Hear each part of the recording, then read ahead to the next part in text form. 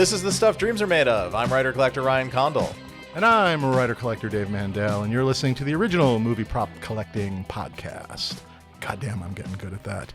Brought to you by Heritage, HA.com. And for those of you watching on our YouTube channel, and obviously you should subscribe to our YouTube channel, not only for videos of us with lots of props, but you can watch this live, and if you're sick of just listening in your car or whatnot. But for those of you watching live, I really need to shave. It is getting really bad and desperate. I'm just pointing that out to...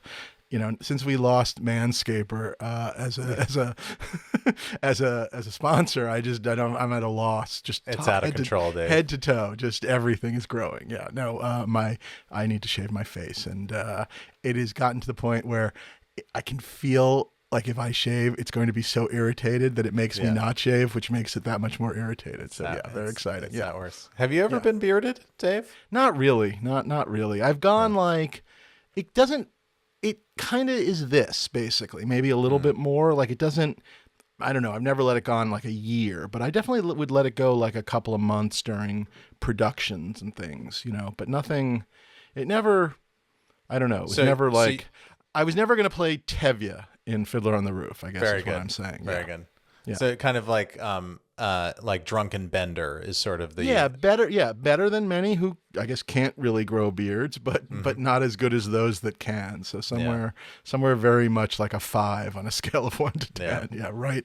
Just at the very boring middle. So can you grow a beard? Do you grow a beard? I have a good beard. Yeah. I had a beard for like 10 years, Dave. Did you? I've lost all track. I didn't meet you like this, clean shaven. You seem the same. I think you did meet me like this, and then I grew the beard. Then you grew it. You got rid of it. Well, that'll teach you. I went to the New Mexican desert to make a Western. Oh, that's right. And I was like, if I'm making a Western, I should have a cowboy beard.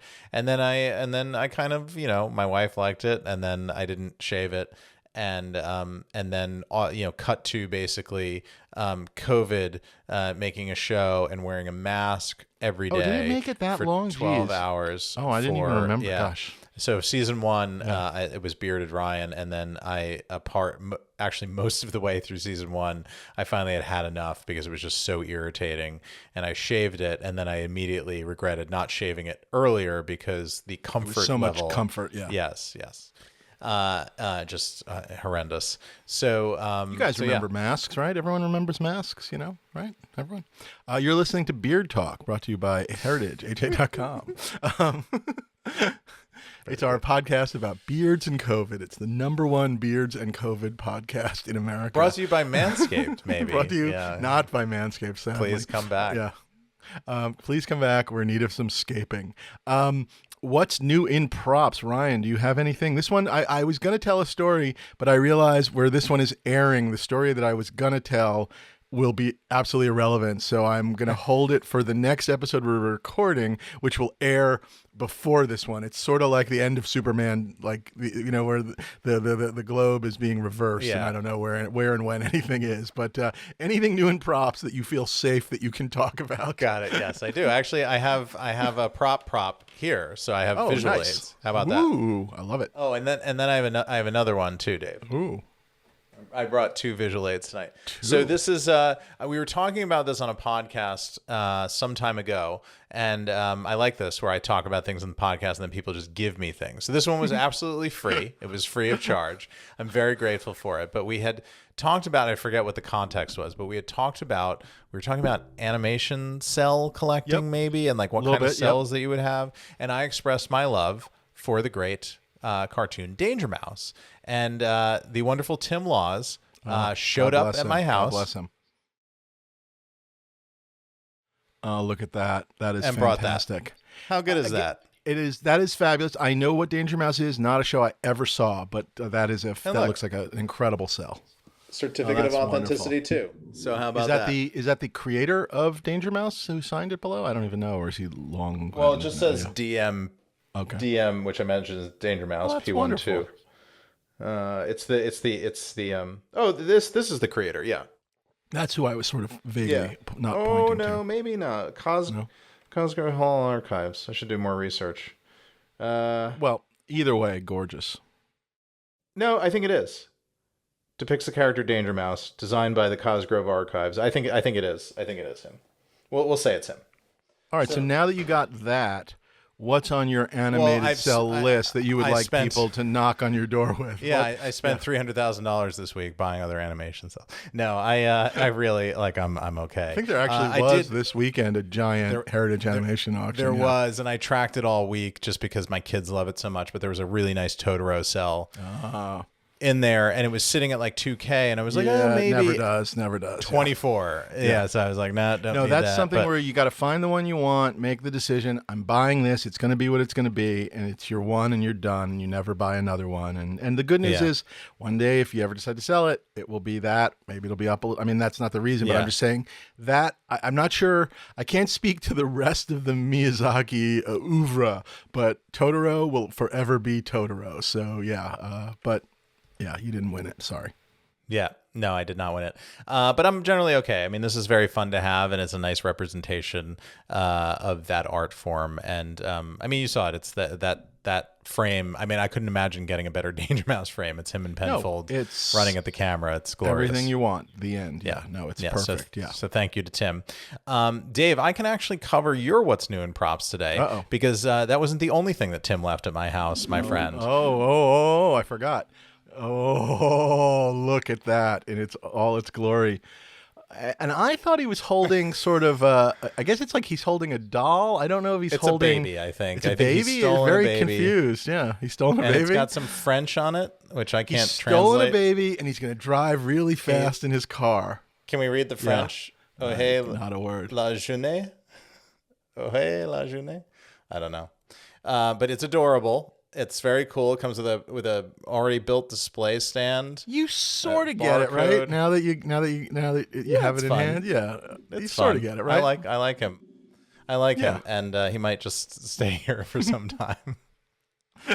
As a reminder of you, Dave. But thank you for bringing this unexpected joy into my house. I like that. That's just on your desk. That's excellent, and you just kind of stare at it. Yeah, that's perfect. Yeah, good. For those listening, because I realize this is mostly radio, it is a monkey radiator cap, and it's now in my house. And it's as Tim said when he handed it off to me. He said, "This is now your problem." And I was going to say we'll put a picture up on the social media feed. At Props Podcast, so you can see it if you are listening, because obviously many people do listen, although it'd be nice if a few more people listen. But anyway, well, that's a heck of a prop week for you. That's pretty darn good. Yeah. I went to the frame store and I got a piece back, and I think I told our audience that I won this piece. And I will put up either some photos or a video of it or something that makes it make sense. But I had won, this is going back to two LA auctions ago for Prop Store, brought to you by Heritage. I won the Joe Johnston painting of the sort of the end of the Death Star trench. So they would lay the trench out, and they needed something at the back end to give a sense that it was going on to infinity and into space. And so he painted that. There's an a very famous picture, a gorgeous picture of him painting. I think there were more than one, but he painted a couple of them. And this piece showed up, and I thought it was just really cool. And I don't think I have enough Death Star pieces to put it behind anything, to build my own track, but maybe I'll at least put some Death Star pieces in front of it. But I had won the piece, and I knew I was going to frame it, and I knew basically, because of the way the piece was, I was going to basically just surround it in black, basically all black, so that it would sort of pop off the black, because that's how it was. It was supposed to, it was outer space, basically. And you were a great help with this. I discovered, well, I guess I knew they existed, but I joined a group on Facebook called Imperial Walker Inc. I hope it's okay that I'm saying this. I think you have to be allowed in, so you can invite people or you can apply to join. A wonderful gentleman by the name of Hector Cruz runs the group, and it's all about, as you can imagine, Imperial Walker Inc. It's all about Star Wars autographs, and he arranges signings with a lot of the key crew members from time to time, and you can sign up for a slot, and you pay for an autograph, and they have things that you can get autographed, and you can also send your own things in. And in sort of following along, there was also a guy whose name now escapes me, so I apologize to that gentleman, who makes plaques. And so, long story short, and this was where you came in, because we started with sort of these plaques that I guess kind of looked a little, what's the word I'm looking for? Repro-y, like the kind of thing you would get with like an Icons prop. License piece, right? Yes, lots of wording, sort of signature and his name, and you almost expected it to say like, number 70 of 400 or something, that kind. And you helped me simplify it just down to basically kind of a title, and just, room for his name and whatnot. And I signed up for a Joe Johnston signing that was happening. I it's funny. I know Joe a bit, or at least enough that I don't pretend to be his best friend in the world, but I think we are. I certainly enjoy his company, and we are good acquaintances, I guess. And I always love talking to him. But Lord knows this is not something I wanted to bother him with. And it's a lesson to those of you out there in the prop collecting community that have relations with people. It's like sometimes it's easier just to pay a guy on Facebook to help you get the autograph you want than bugging a guy that I'm guessing he would have done it maybe, but I'm so happy not to have bothered him. You know what I mean? You didn't ask for it, yeah. Yeah. So anyway, I had this little plaque now you can made. Bother him with other things. Yeah, with much more important things. Yes, exactly. I am going to send him a picture of it because I think he'll get a kick out of the whole thing. I'm going to get him on the show, but yeah, that's a whole separate thing. But that's your job.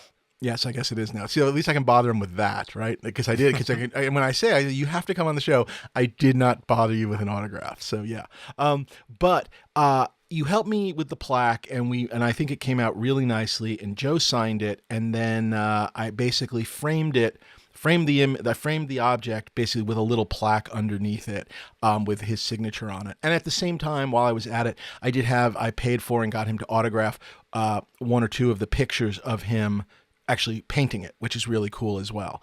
And it's not, great. Oh, cool. Yeah, it's not something I'm rushing to build a giant autograph collection, although I somehow accidentally do have it. But I am excited about things where if I have pieces, and I can get an autograph from somebody, working on the piece, I think that's kind of fun, like in a photo or something, just to have. Not so much documentation, but just kind of cool. Anyway, I'm going to put pictures up of all this. I think it really came out great, and I'm really excited, and now I just got to, Jenga the wall to figure out where to put it, because it's big, but it's great. So anyway, thank you, Ryan, but also got it framed. I'm going to plug these guys too. Art Services Melrose are yours and my framer here in Los Angeles, California. Art Services, they are the effing best. Ask for James is who I work with.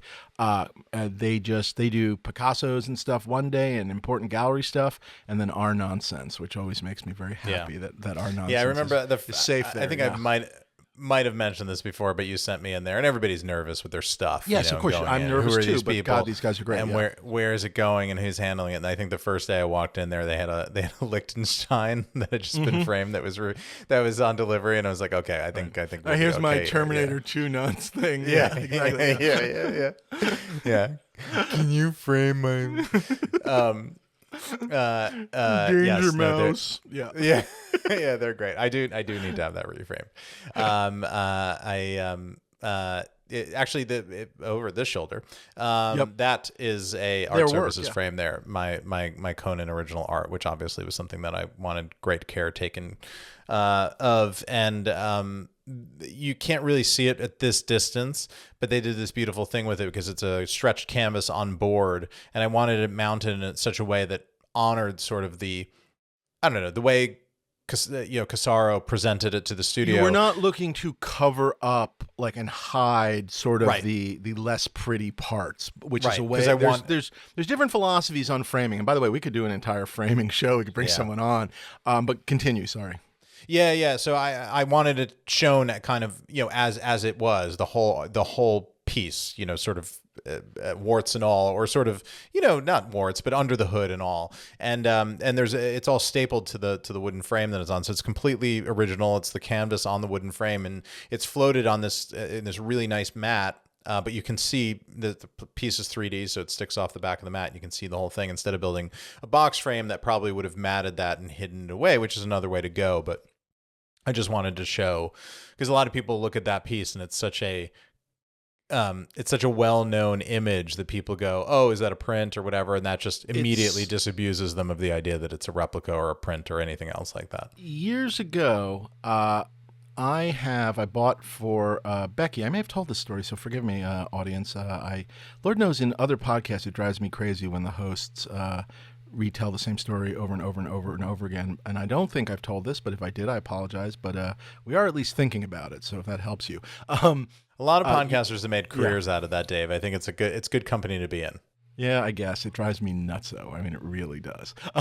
But years ago, I got the poster, the original art for the Romancing the Stone poster for Becky, the original painting of the Romancing the Stone poster. A good friend of ours. I've never seen. Oh, you know why? Because it actually hangs in our bedroom, believe it or not. And usually when you're in there, you're blindfolded. So yeah, no, that's the. I mean, we'll work on that. But very good. So when I framed it the first time, and this was in a period of I was sort of transitioning. A lot of how I used to frame stuff was with mats and things, which is a fine way to frame things, and certainly a way that you often frame photographs. And like that's over my shoulder for those of you who have ever that shoulder. That's a copy of the cover to the Harvard Lampoon, when I joined the Lampoon back in the 90s, and that has a mat. And I used to frame everything with a mat. And with that piece, I tried a mat, and when the mat was on it, where it kind of matted up to the edge of the image, the second I brought it home and sort of took the wrapping off, it just looked like I'd bought a poster of Romancing the Stone, because it obviously there was no writing on it, but it's a good looking painting, and it just looked like, oh, there's the poster. And I ended up taking it back and I redid it with a float. And I really do float everything these days, just about, because I just find the float, especially with like comic art and stuff where there's notes in the sides and stuff, sometimes there's, all sorts of interesting stuff. I just think the float treats it as an object. It's kind of, and I do very much like a traditional gallery framing, where it's a float with a very simple wood frame these days, and where nothing distracts. As you can see with this Lampoon piece, there's a yellow frame, around it to match the yellow. And I used to think about things like that, but I don't need to be looking at a frame, and I probably would do that piece differently nowadays. But anyway, it's still fine. But anyway, yeah. So anyway, long way of saying, look online, or maybe we can even cut them into this YouTube thing. I don't know. We got to figure that one out too. But anyway, you'll see the Joe Johnson piece. I'm really, really pleased with how it came out. Yeah, that's exciting. Yeah, I'm looking forward to seeing it. Maybe you should send me an image as well. I got to take the plastic off. But yeah. Yeah. Okay.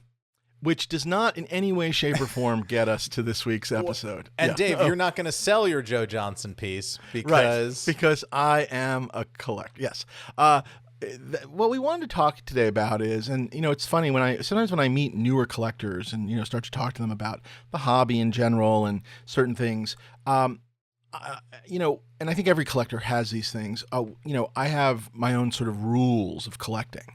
One that I know we've said on this show, but I'll say it again because it remains as true now as it did the day I thought of it, which is just because we collect the same stuff does not mean I want to eat a meal with you. So that's a tried and true of the Dave Mandel code of collecting.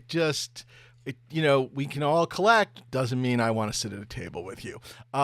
That's very good. The other one that I think it was a little while. Like I got invited over to your place, which is very exciting, and I got to show you my stuff, which was very exciting. But I think it was a little while before we broke bread together, and I remember that being a major milestone in our relationship. And I knew I had achieved something and left others something when sweaty nerds in my wake. When a lunatic shut in with severe anxiety and socio sort of just problems relating Trust to other people issues. And looking at people in the eyes because very high on the spectrum was willing to have dinner with you. Yeah, congratulations. Yeah, I was very honored.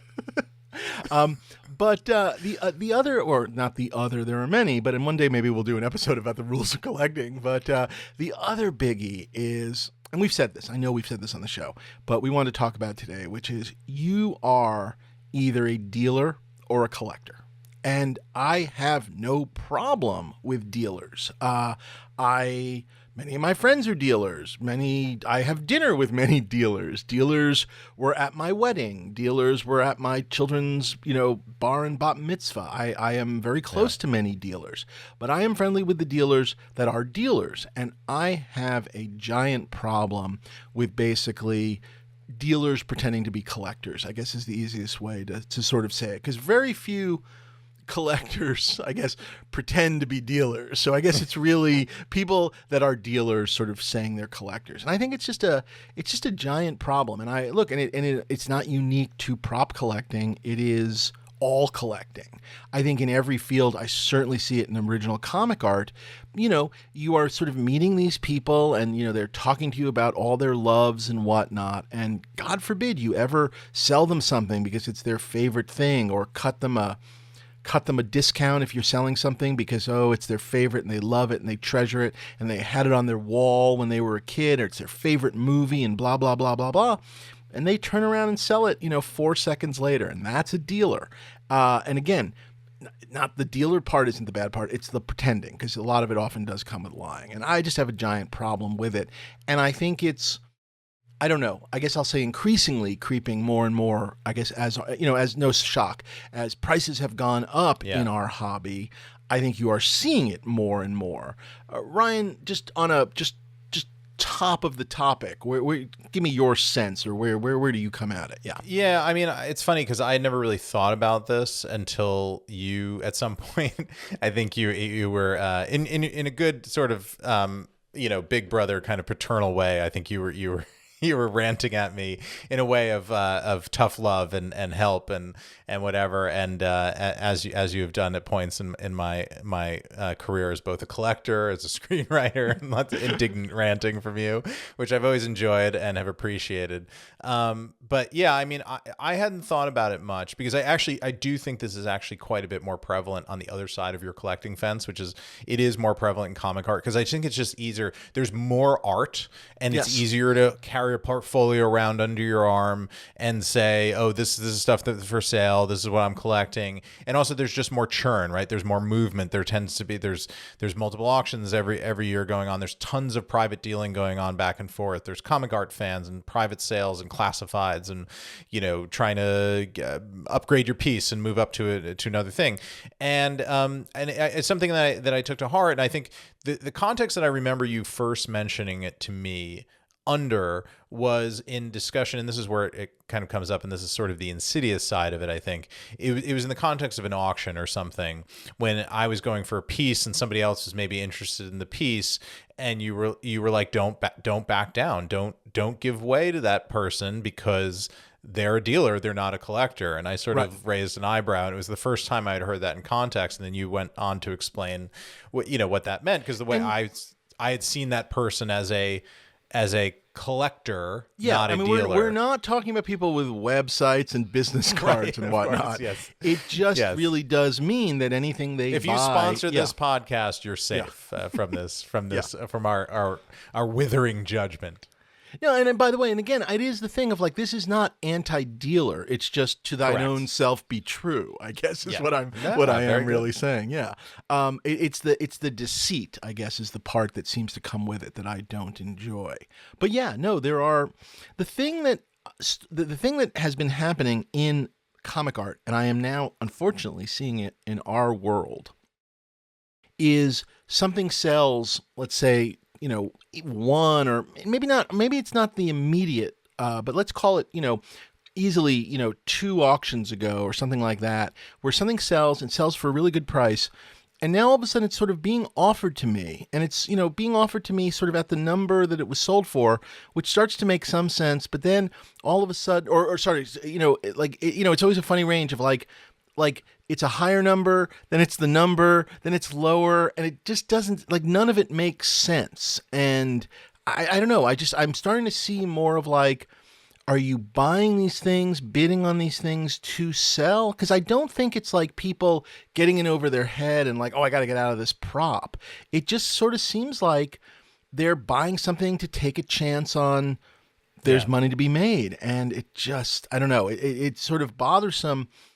Look, everybody's allowed to do what they want, but it's sort of bothersome from a bidding standpoint, I guess, because, you kind of sometimes go, why did that thing go so high? And then to have it go out there and then someone's instantly trying to sell it for more. But anyway, sorry. Yes, unfortunately, the speculator collector has become much more prevalent, and also it's a blurrier line.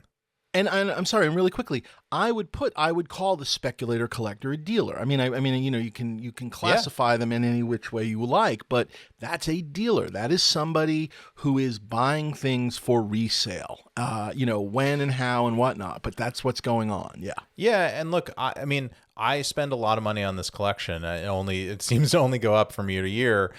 I hope I'm making smart investments. I am definitely thinking about, before I raise my bidding paddle, I am thinking about, will I ever be able to get my money out of this? But not because I'm making an actual investment. I invest in the market with money managers and financial advisors and things like that. And buy real estate and things like that. To live in, but also with the hope that is going to increase in value. With the stuff that I have, frankly, I should point out to the audience, Ryan is one of the biggest slumlords in New Jersey. I mean, he buys these shitty tenements and just does not take care of them. I don't think everybody needs a place to live, and just because don't need running water. Yeah, this is a cash only operation, and hold repairs over your head for certain favors. It's just not the idea of you showing up in a car and asking for the rent and stuff. That's very funny. Yeah. Yeah. Well, Dave, look at this collection. It's got to pay for itself. Got to do what you got to do. I mean, this shit don't pay for itself. But, the writing is very mediocre. It's our industry is fucked. You gotta do what you gotta do. I completely agree. When I bid on something, I like to think to myself, like, in a worst case scenario, I can get out of it if I have to. But I don't want to get out of it, and I don't have any plans to get out of it. Yeah, or get out of it within like 20% or something like that. Something reasonable. Knowing that you're not buying an NFT or something where you're just setting your money on fire. And I do consider these things. And if I do set my money on fire, like a monkey radiator cap, let me be very, just clear about this. Yeah, please. I mean, that thing was $800. I mean, maybe it was a little more with the tax and whatnot, but I mean, that's not $100,000. So just wait until you see the shipping bill, my friend. It does need to be hand carried. Yeah. In a private jet. But anyway, you understand what I'm saying, which is like, like that, I don't know what that Danger Mouse cell would have cost. But if you bought that, I'm sure it's not $1 million. And if you decided I wanted to buy one of those, you buy one and it's like, it's fun. And that's, it's no different than buying a toy or something else, and great and good on you. But when it comes to these, larger pieces, yeah, it's a consideration. But what I'm not doing is buying it and, thinking to myself, like, I'm going to sell it in the next auction for 20% plus. There's a guy over there that didn't know this auction was happening, missed the auction, and I'm gonna come in, at double for him so that I can buy 3 other things that I want, so that I can sit on those and then corner the market and control the prices and whatever, and then flip it over. And these are the things that I think, again, we are definitely seeing it more. I think have seen it more in the art world, but you're starting to see this stuff, the lines getting blurred in the props world, because there is so much money in play. And now that we've seen what just happened with Game of Thrones, the auction, it's not just the classic stuff that everybody wants and everybody's trying to get their hands in. It's everything. And there are props aplenty out there, and there's just a lot of stuff churning around, because every day new movies and television shows are being made, less than maybe a couple of years ago. But that stuff, that's new material. And you just see a lot of this being, I think speculated upon. And those, just beware of those people. And it's really not, it's not even that that's a judgment and those are bad people. It's just that you need to know what you're dealing with. And you're not sitting at the table with a collector. It's so funny you say it like that. Yeah. I have no problem. If this is what these people want to do, absolutely. Go for it. Enjoy. If this is, some people day trade, there's lots of speculating. I have no problem with it. Just stop pretending you're not. I guess my problem is sort of the fake collectordom, I guess, is the part that bothers me. If this is your thing, go for it. Hang a shingle, make a business card, call yourself, prop, whatever. But it's the pretending like, oh, I bought this in the auction because it's, I love this movie. It's my favorite thing. Do you want to buy it? That's the part that makes me, I think, just bananas as much as anything else. Is just the sort of, it's not so much duplicity. It's just, I guess there's an element of it, of their reasons for buying. It's like almost at some point or another, you know how you walk into a store and you go, I want to buy, whatever that is. I want to buy that suitcase. You don't have to listen to the guy in the store tell you how he always loves suitcases and a suitcase like this was on his, and on his wall and blah, blah, blah, blah, blah, blah, blah. And that's the part that's, he and his dad used to pack suitcases together. Right, together. His dad's gone now, but now, it's like the suit, so now, would you like to buy this suitcase? Just sell me the fucking suitcase, but because you are a salesman, and again, and I think that's the thing for me is like, because we have, let's face it, neither one of us is saving lives, but we do have very stressful jobs in our real. Speak for yourself. But go on. That's true, actually. I think Veep might have saved some the people. Healing power of Veep's humor. No, I can definitively say my show has not saved any lives, but it is very stressful, and I look to this hobby and this podcast and the things that we do and the things that we talk about and the things that I collect and the things I love as a safe bastion, a safe place to go, an escape, yeah. Exactly. And I make money off of my my abilities as a writer and a producer, and I don't look to this place as a place of doing business. It's not the to use another religious analogy, it's this is the temple for me. I don't want the money changers in the temple. We are like the Highlanders, which is to say, when we are inside the prop world, there's no fighting, kind of. There's right? no like the exactly. church, yeah, like exactly. Years ago when I was on Seinfeld, and it was in the seasons, especially after Larry David left, where we were working 7 days a week. We just were. And that was how we compensated for no Larry by working basically 2 extra days a week. And we would do, like stuff that, you can only do when you're 25 years old, which was, we would do 56 days in a row and take a Sunday off. And then we would do 47 days in a row and watch the Super Bowl. And then, you know what I mean? I mean, that's what we were doing. And when that was going on, and this was not a plan, this was not a part of it, and again, early days of the internet and all this kind of stuff, I would come back to my office. I'd be in Jerry's office, and I would take a bathroom break or whatever. And I'd go back to my office, and we had these cool little, on the sort of the door frame, we had these cool little thin, like corkboard. They looked like corkboard mezuzahs almost, like kind of like right on the side. And they would pin faxes there. People were still faxing. And there was nothing better than when I took like a bathroom phone break and I came back to my office, and there pinned up was a fax from Albert Moy or Mitch Itkowitz or Jim Warden. These were some of the dealers I was dealing with back in the day, Scott Dumbier. And there'd be something there, and I'd go in my office, I'd make a phone call, and I'd go, I'll take it. And then I would just go back in and go work for like 3 hours. And it was sort of I'm working like a crazy man for 3 minutes. This is very enjoyable and fun. And then back to actual work. And I can make myself crazy with props, but I don't want to be dealing with, forgive me, quote unquote, your nonsense. And the your nonsense is these like collectors and dealers and like I said, the deceit and everything is and having people around you doing this that you're just thinking like, well, I thought we were all hanging out talking here as collectors who all love this stuff, and like I'm not really sure like who's in this game for what, and I hate talking about the economics. I hate talking about the money. It was funny, unrelated, brought to you by Heritage. I was just at the prop store in London doing the videos, which you guys will be seeing or have seen or whatever this episode. You'll see them in 2 years, or you saw them 4 years ago. We're or not the sure. auction's already passed, and Dave and I have already lost, or whatever. But doing all those videos, and we got some advice from our social media expert to include the estimates at the front of the video, and even that I was like, it was fine to do. I know, because I remember talking about it, and it's just like, this is not what we started doing. But I don't want to talk about it because it's not what it's about, and we're trying a thing to see if we can boost a little more signal and get more people looking at this. Which is, look, it helps us all. It helps to get the message out there. We got to get Manscaped back. I mean, we got to get our numbers up. That's really get what's got. Manscaped back. That's what. Yeah. I think Dave, you should go on a shaving strike, not a hunger strike, but a shaving strike.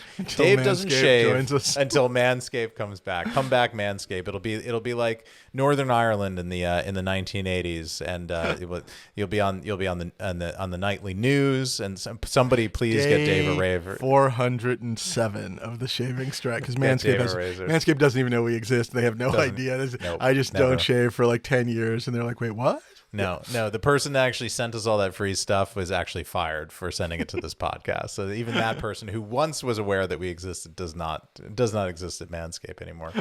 But yeah, I mean, for me, yeah, it's a holy place, and I don't want to think about money. I don't want to think this. I understand this is an economic enterprise for dealers and for the auction houses that you and I rely on to get cool stuff, and we're totally cool with that. And we understand that they're in business to make money. It's all the other skullduggery that goes on in between us and them, and in the space, the very clearly defined space between us, Dave and Ryan collectors, and those dealers, that drives me crazy, because then you're sort of doing this, and it's what makes people start, I think, getting not paranoid, but getting suspicious and looking at other people and wondering what motives are. And I just think that's a dark place to go as a collector, because I love the social aspect of what we do. I love this and the relationship, and talking to other collectors about what's going on and what are you excited about and what's happening out there. If I was just on an island somewhere with my hoarding away my little collection, it just would not bring me as much joy as it does to have this community that we have. I'm not going to argue. I could go for the island and be alone. I know you could. Yeah. But that's fine. That's fine. I mean, if I have internet, but we'll talk about that. I miss you. I would miss you too much, Dave. Like we couldn't let that happen. I appreciate that. Yeah. All right, Stuff Dreams Are Made Of fans, turn your collections into cash with Prop Store. Calling all collectors. Did you strike gold in Prop Store's recent auction, or have your eye on the next grail piece for your collection? Let us show you how your current collection can help fund your next must-have item. I wish someone would help me fund my next must-have item. Ryan, continue. It's funny. I spent most of my life turning my cash into collection. Am I doing something wrong? No, that's what this is about. Turning your cash into cash for Prop Store. Yeah, very good. It's simple. Consign items from your... convert American dollars into pounds. That's the conversion. And then give them to Prop Store. And then you make it up in volume, right? Is that how it works? Yes. The more you spend, the more you make. Got it. It's simple. Consign items from your collection to our next entertainment memorabilia live auction in Los Angeles, and we can apply the proceeds as credit towards your recent auction wins. This way, you can settle your invoice faster while giving your pieces the chance to shine and achieve top sales in our upcoming, highly anticipated 2025 auctions. I can't believe it's 2025 already. That does read like a science fiction number, doesn't it? It does. And also, what the fuck happened to 2024? Am I allowed to curse in the Prop Store ads? They paying extra for that? I don't know. But where did 2024 go?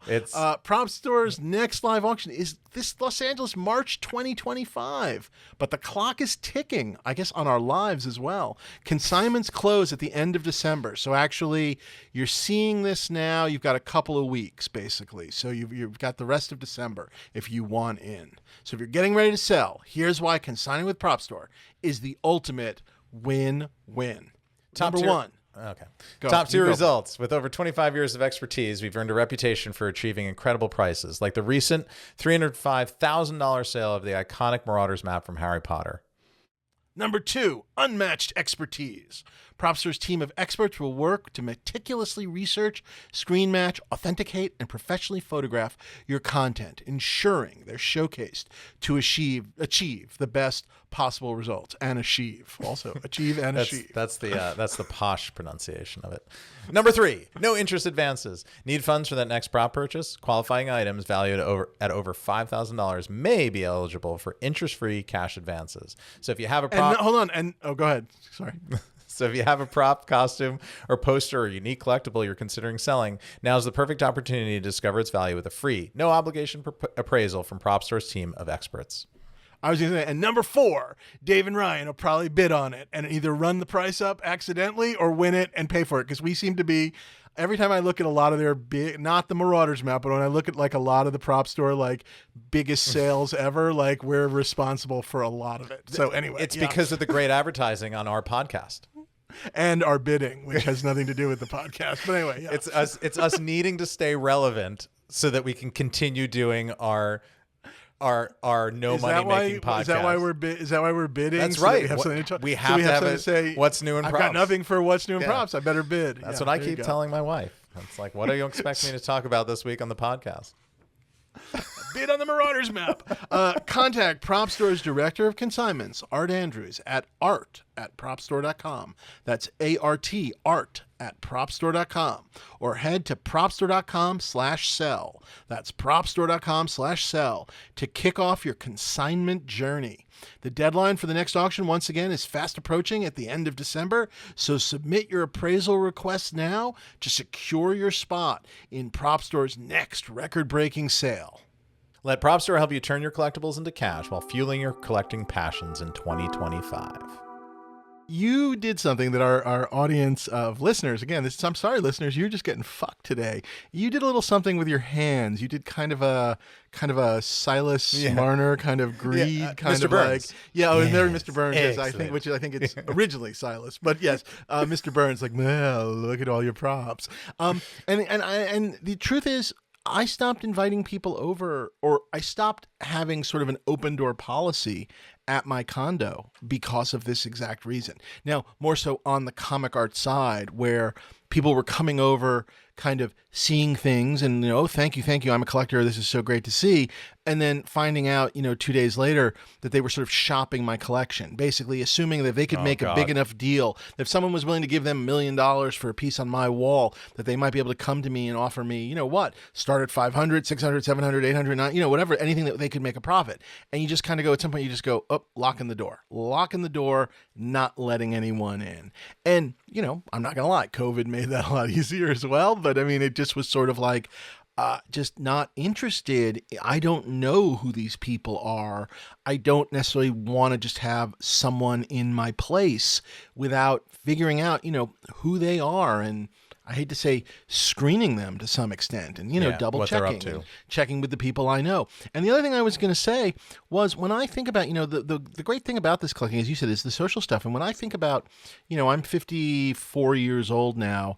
And when I think about the people that I've probably, if you will, added into my world in the last 10 years, so like any sort of like new, like, which, for me constitutes quote unquote newer friends, the majority of them are from the collecting world. Those are the people that I've gotten to know and whatever. And so, maybe it's longer than 10 years, but you understand, in the back end of my life, I'm no longer like, I'm not reconnecting with old high school friends. I talk to the people from elementary school I talk to the people from high school I talk to the people from college I talk to different people from work stuff. And then then there's a comic art period. And this latter period is the prop period. Yeah. And it's not a giant list, but it's a list. And I'm thrilled about that.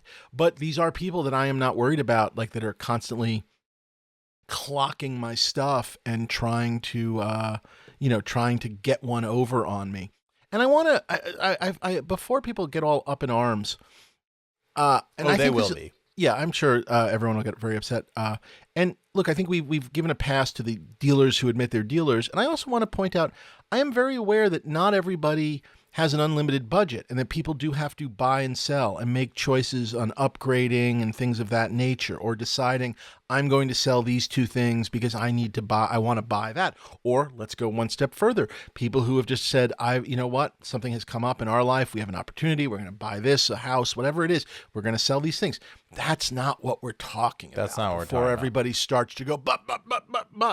My guess is the people that are arguing the buts are probably the ones that are doing this the most. We're not talking about upgrading your collection. We're not talking about you're working on a smaller budget. We're talking about you're buying a prop with the specific idea of selling it to someone, and in a perfect world, making more money perhaps than you should even, which I guess is a debatable part of it. But that's what we're talking about. The intent of buying something to sell it. That's a dealer. That's my way of describing it. Yeah. Yeah. And we've talked a bunch over the past, I think, couple of seasons here about the the way the money has changed, particularly over the last 5 years, particularly, sort of during COVID and then post COVID, the way collecting just sort of boomed, and how that change in the economics, look, the economics were always going up and up and up. That's the nature of these rare things that a lot of people want. Yeah. There's a short supply. A lot of people want them.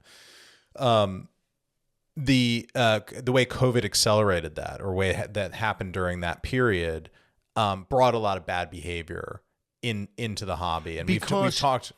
Yeah, because you could during COVID, you could buy something and just almost literally put, and I saw this certainly in comic books too, but there was some of it in comic art. But in comic books, you could buy something, like a CGC book, and then just put it in the next auction and literally probably make 15-20% minus fees. So the market was just going up so much during COVID. It was happening with watches and things too. Yep. And then it kept going and going and going till it didn't. And then a lot of people got into trouble because they were so used to just like, oh, it's a 9.8, I'm going to make money on it. And it's not like the bottom fell out, but no, it did peak and then went back down trough to where it was, I guess. Yes, and maybe where it should be. Yeah. But this is a separate topic, but a lot of the stuff that we talked about with fakes and liars and thieves and the people that are operating in and around this world. Fakes, Liar, and Thieves is my absolute favorite Dylan album.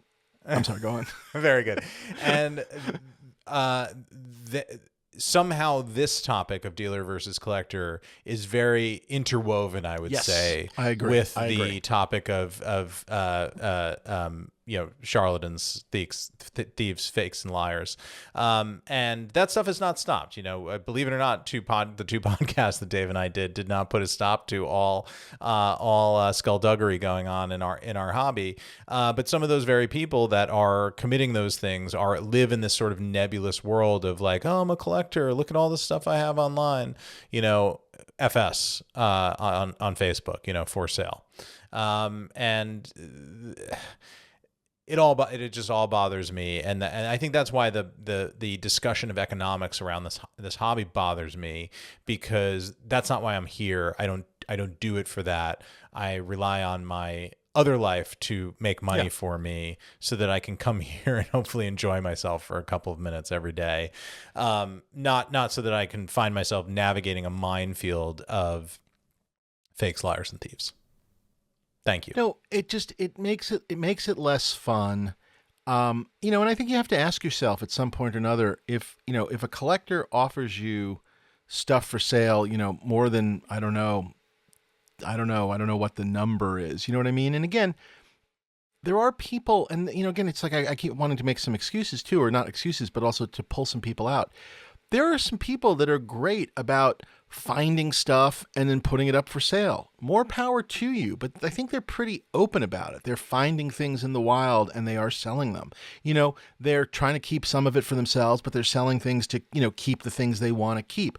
Again, it's a little nebulous. I don't know what that person is, but I'm okay with that because it all feels very open and very sort of honest in the sense of, I found some guy, who worked on blank and he had 3 things and I'm selling 2 of them so I can keep 1. Again, Does that make you a dealer? Maybe a little bit, whatever. But it all feels very open. There's not it's the charade of, oh, I'm keeping them all, but here's some prices in case you want to. It's again, I get it's the lying. It's the lying. It's the lie. It's the lie. The Yeah. duplicity to thine own self be Yeah. true. I think is a good place to bring it around to. And look, just before anybody calls us out on it. Dave and I have both, believe it or not, sold things over the course of our careers. Absolutely. We did those things because you recurate your collection at points, or you bought an X-Wing and a Stormtrooper or whatever it is, and you need to de-ascension to move on, to move up. Everybody does that. It's moving up and upgrading is part of collecting. That is also not what we're talking about. None of those pieces were bought speculatively. I've never invested in a piece thinking, oh, this is a hot property, and in 5 years, this thing is going to be worth a lot more money, and I'm going to sit on it until. And those opportunities have come along. And look, more power to you if that's something that you want to do. Go ahead. But I myself have never done that because I really do keep that clear line between what do I do for a living and what do I do for fun, and the two do not cross. I tried to do it once in the comic world. I had a buddy who was a comic dealer who I'd always said to him, if you ever find that mother lode of collection, you know what I mean? Like whatever, I'm in. And he found it, and I gave him money to help him, buy it. And he got ripped off and I got ripped off. I mean, it was sort of a dual rip off. And it was, it was a great lesson to learn. It was early enough that the number was not fun, but it was sort of a fine lesson to learn, I guess, is the easiest way of putting it. So the comics were no good, or wasn't as described, very hard or to conditioned. Describe. It's one of these stories where you just sort of shake your head, which was the comics were great. He had looked at them. He went back up to do the deal, and before he went to do the deal, he went through the box again, and it was very clear that key books that had been in the boxes 3 weeks previous had been pulled from it. And what can I tell you? To this day, and I've asked myself this question, whatever, I think my guy was too trusting and sort of assumed they were in another box or something. I can only tell you, he didn't call me and go, hey, there's some books missing. What do you think? He just went, he took note of what was missing, or saw that things were missing in the stuff that he had seen like 3 weeks ago, and ultimately went ahead with the deal, and then packed everything up, got it home, went through everything, and discovered so much was missing that basically the guy had gone through and pulled every key. I mean, it was insane. I mean, we were like ripped off. Yeah. I mean, and lesson learned. I don't know what else to say. And yeah, I can sit here and tell you, I wish that guy had been a little, thought about it more. I would have run. I think I would have run away. You know what I mean? Yeah. But it's a lesson learned, and it's funny. People have come to me every now and then with like a prop deal of like, oh, and again, good friends of like, oh, this person has a whole bunch of stuff from blank, do you want to? And it's funny. I think my own natural non-desire to be a part of it has ultimately been that I've hemmed and hawed to the point where the deal sort of goes away, or they just, like, the other people go, no, and put an auction or whatever. You know what I mean? Because it's like I don't actually want to do it. It's like you quiet quit, Dave. Yeah, exactly. I have enough trouble when I find whatever Jackie Chan posters in my closet, getting rid of those. I'm not looking to acquire. Now that was an investment, my friend. But at least there I didn't invest in anything, or that I know of. But you know what I'm saying? It's like I don't want to be dealing with like, I bought some prop guy's, archives, and there's all this weird stuff and whatever, and I'm dealing with it. I have enough trouble getting rid of the stuff that I did buy that I want to get rid of. But gosh, yeah, it's just not what I want to be doing. I don't want to be a dealer. I wish I could snap my fingers and make the things I want gone just go away, and the money goes into my bank account. You know what I mean? Like the art of like the selling is madness. My wife has been, God bless her, she has been putting stuff up on Facebook Marketplace. I'm not talking about my stuff. I'm just talking about, we both recently kind of cleaned both kids' rooms and just, discovered, just unworn like clothing with tags on, and, sneakers unworn, things like that, and just things. And so she'll put this stuff up, like a pair of like unworn Doc Martens, and she puts it up, and it's like, it's Facebook Marketplace. You want to kill yourself. It's like 80 people like, will you ship this to wherever? No, it's Facebook Marketplace. I'll be there at 6 o'clock. 6 o'clock. Nobody comes. It's just like that. I mean, so the notion of, like I said, even selling my stuff through an auction house, it's a pain figuring it out, getting it there. What's the number? Is it going to be, So the idea of like, it's not the business I want to be in. It's that simple. I just really don't. That being said, if you've got a really great collection, you're interested in whatever, please write us at the but no, it's just not. We'd love to go in on it. Yeah, it's not what I want to be doing. And you're right. I don't want to.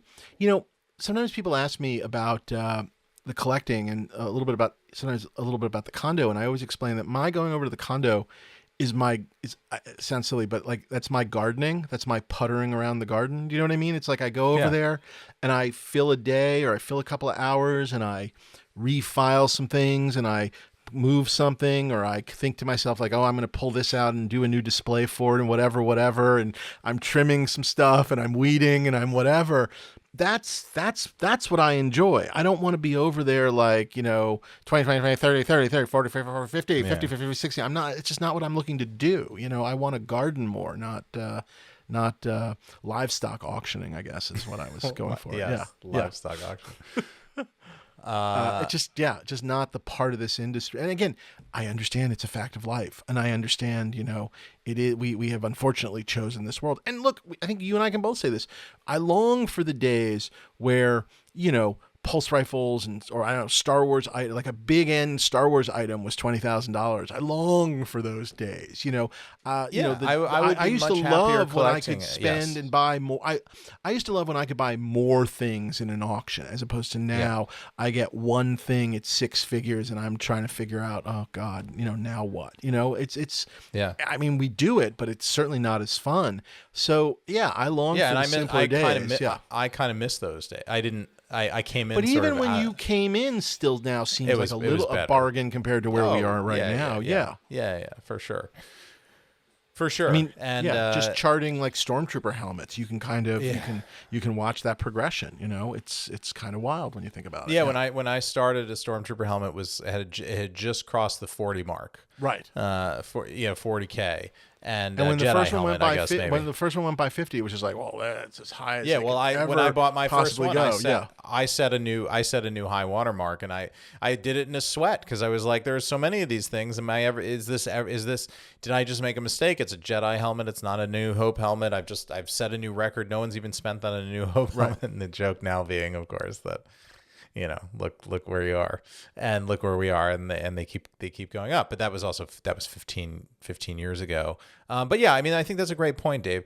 I would happily, heavily collect this stuff at a tenth of the price, and I would be just as excited about it. I'd be more excited about it because I would be more excited.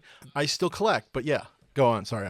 The oyster. The oyster would be just that much sweeter, that much grander, for the ability, the purchasing power, the ability to go out and get things and. Are you still eating oysters? Can I ask you that question? They make me so nervous nowadays. Really? I was just up in Seattle, or I have already told you I was in Seattle, I think, or whatever. And it was like this is where to eat oysters, and I was just like, oh, I'm too frightened. I'm just too frightened. Yeah. I've never had a bad experience. The advice that I got from somebody that did have a bad experience, what he learned from the doctor that treated him was months that end in burr. Don't eat oysters in months that don't end in burr. So April, May, June, July. Yeah, April, May, June, July, August. September is the first safe month. I would even so you say could go October. So you could go September, October, November, December, and then you stop. Yeah, well, yeah, and obviously January, February, okay, yeah, but it's but if you just it's cold months versus cold months versus warm months, So I feel like there was April is bad. April to August is bad oyster months. Potentially bad because the water's too warm. Gotcha. But the world is warming. I don't know. There was that thing where people on the East Coast were eating oysters and like getting, I don't know, paralyzed or something. It's just not how I want to go. Oh boy. Yeah. Okay. Yeah. I think that was like 2 years ago or something. Yeah, something like that. Anyway, something else to fear for God. But anyway, oysters, delicious. Look, I was using it as a collecting metaphor, Dave. I know. I was just curious. Yeah. The pearl in the shell, that sort of thing. No, I understood. I was just curious if you're eating oysters. Yeah, look, we're not going to solve this. I don't know what the answer is.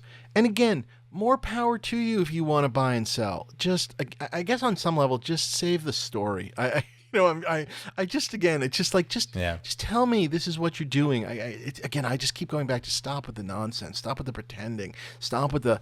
It's like whenever there's a violin playing and I have to hear about, oh my God, I know that. That's the part where I get angry. I don't know. Have we solved anything? I'm not sure. Have we? Do we have any conclusions? No. Yeah. But we've educated our public, and I think that's that's the service that we've done this week, Dave. I'll be okay with that. I can live in that world and I can sleep better at night. Please write us. We'd love to hear your thoughts, your opinions, why we're assholes. I'll take any of it. But I'd love to hear what you have been on for our sale. mind. Yeah. I'd love to hear what you have for sale from Dave's collection. Yeah. Tell me what you've seen pictures of that you'd like to sell me. Tell me what you have, all the Game of Thrones stuff that you speculated on and you're going to drown in. I am curious. I heard a good story about that, but we can't. Not here. Okay. Yeah. Sorry, folks. Yeah. That'll be on Stuff Dreams Are Made Of After Hours. After dark. After dark, yeah. Well, that's where we do the show, but in bathrobes. Well, very exciting. Well, this was good. I feel like, if nothing else, it was a little cathartic. I feel like it was fun. I feel a little better, like having gotten it out of my system. It's been bothering me lately, I think, is why. So yeah. I think it's been gnawing at both of us. And I told you a story at some point recently, and I was like, and then I said we should do an episode about this, and then you said yes, and we decided to do it. I know a couple of longtime collectors, and one in particular that I think are just disgusted with the hobby right now a little bit, and it's a little bit of everything. But it emanates from where prices are, and so they are bothered by just where prices are. But it is also then the behavior that those prices have beget, I guess, and I can't argue with them. I'm not there, but I get it. Is I guess the flip side, and those are people that I don't want leaving the hobby because I think they're good people. And anyway, so it's definitely I don't think we're alone. I don't think we're alone. Yeah, right. The fun people that do things for the reasons that we do them, and that makes them fun to socialize with. Yeah. We haven't played the game in a while, Dave. Should we play the game? I don't know. I don't know what's on topic here. I don't even know either. Yeah. I'm trying to think, like a heist movie, a thief movie, a huckster movie. What do you want from the Music Man? To thine own self be true. Best movie about salesmen. Tin Should we Men? do animation? Should we do animation cells? Yeah, I'm happy to do animation. Yeah, I'm absolutely happy to do animation. Okay. Yeah, please. Let's. Okay. Should we?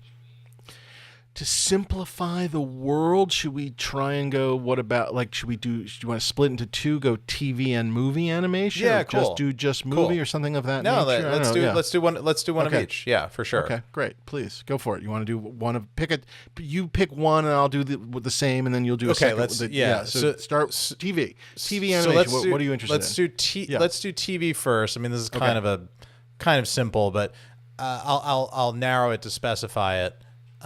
I want a Simpsons cell from the high period, the period that I love so much, between season 3 and season 10. Yep. My heyday. I want like a Hank Scorpio, with Homer cell, or a Beer Baron cell, or the gun control episode cell, or something one of those key episodes. Mr. Plow would be an incredible one. Yeah, that would be fantastic. Yeah.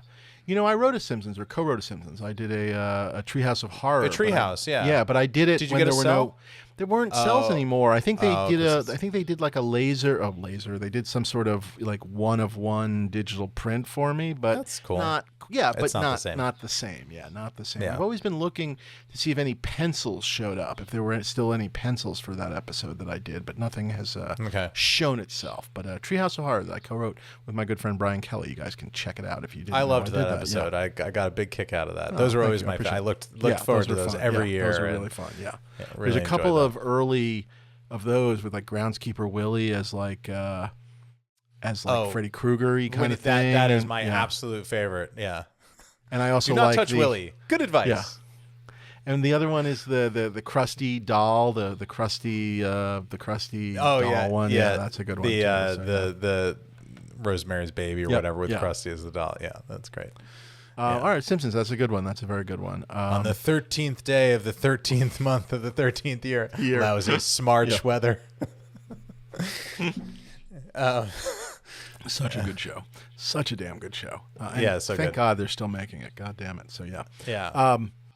TV. Yeah, TV for me. I'm a nut. I think I've said this to you before when we talked about things I have in my collection.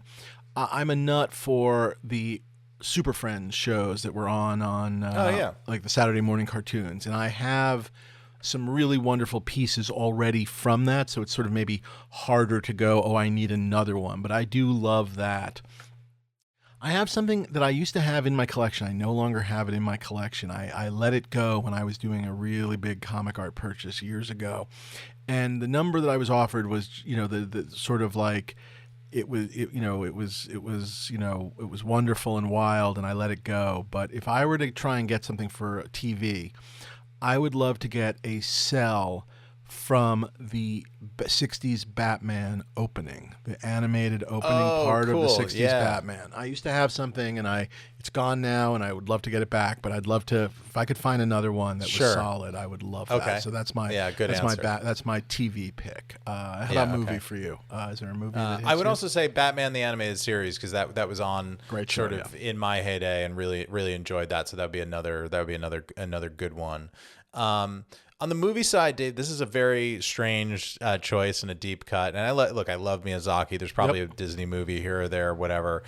There's an anime movie that I fucking loved from when I was growing up, and it's not one of the standard. Like, I love Akira, all that, Ghost in the Shell. I always wanted an Akira, bike one, but I mean, I'm not sure that will be on my. It's like I wouldn't say no to it, but it's probably not my pick. It's cool. Go on. But it's not. So there was this other movie called The Ninja Scroll. Have you ever seen that? I've never seen it, but I know the name and I know the logo, I guess. It's worth a watch. Okay. It's really awesome because it's like a dark supernatural fantasy starring this like Ronin ninja named Jubei. Okay. And I love the animation. It's super violent, really dark, kind of scary at points. And I watched the movie like 100 times in high school, wow. and I was just obsessed with it and that style of storytelling. And I think it would be that would just be a cool one to like remake or do the live action version of it somewhere sometime, because I think it would be totally doable, because it's kind of, other than the monsters that you sort of see in it, otherwise it's just kind of a guy. It's the wandering swordsman. It's a guy wandering the countryside, ends up. Kwai Chang Caine runs into a problem and tries to solve other people's problems. He's the hero of dark past, man of few words, that sort of archetype. But I'll throw an image up on the feed of that, because it's just that's really cool, awesome, and the art's Have you gorgeous. ever tried looking if there are cells? No, Have you ever peeked in auctions? It actually didn't even think of it until we were having this discussion. That's okay. That's okay. Well, now it's something to look for. Despite having worked previously for the Disney company, which makes you just want to, kill yourself and not collect anything never Disney. collect anything from the Disney company. It's just horrific. When I was a kid, I loved that Robin Hood cartoon with, Robin Hood and Little John, Robin Hood and Little John strolling through the forest, I love that. And I've always thought about like a great cell from that. I've never pulled the trigger. So that was sort of in my mind. And then the other one, which is sort of a little bit of a, like, I guess an anime thing, but not exactly, is, are there cells? I've never seen them. I wouldn't even know where to start. But cells from the anime section of Kill Bill Part 1, the story of Oren Ishii, that would be just killer, absolute badass. I would, and that I'd take Aeon Flux style of animation. Yeah, awesome. Especially it's one of the more violent sequences or something. But that would be incredible. So that would be for me. If I imagine that was all hand done at that time. I assume so, and I'm assuming for all I know he kept it all, or who knows. But really so cool, and I still think, good pull. Love that movie and still love that sequence. Yeah, it's a real favorite. So two great answers. There you go. Fun. That was a good one. We hadn't done that in a little bit, so that was good. Yeah. All right. Well, hey everyone, thank you. Curious to hear what people think, so please write us at something. dreamsaremadeofpodcast@gmail.com. Follow us at Props Podcast on your social media, and like and subscribe to our YouTube channel, where we've always got fun prop reveals and prop visits and all sorts of prop stuff. And try and force a couple people to subscribe to the podcast. Just steal your folks' phone and just subscribe. They don't have to actually. That's a good idea. Just you subscribe. You just add a couple of subscribers. That would really help. Or buy your kid a phone and subscribe it to them. So thank you. Yeah, do that. Create a collector early. I don't care if they listen. Just subscribe, please. Brought to you by Manscaped. We'll be back soon. Thank you, everyone. Thank you, Ryan. That was fun today. Thanks, Dave. Bye.